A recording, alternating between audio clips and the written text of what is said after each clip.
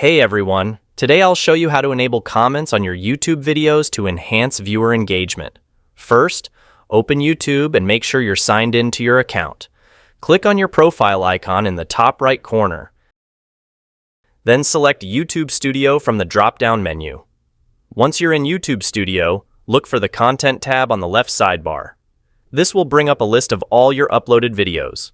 Find the video you want to enable comments for, and click on its thumbnail to go to the video details.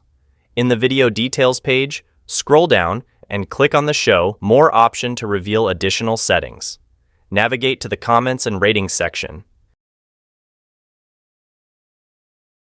Here, you'll see a drop-down menu next to Comments.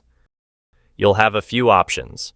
Don't hold any comments, hold potentially inappropriate comments, hold a broader range of potentially inappropriate comments, hold all comments. To enable comments, select either Don't hold any comments or one of the Hold all comments options, depending on your moderation preference. You can also pause or turn off the comments on your video. Remember to click Save at the top right to apply your changes.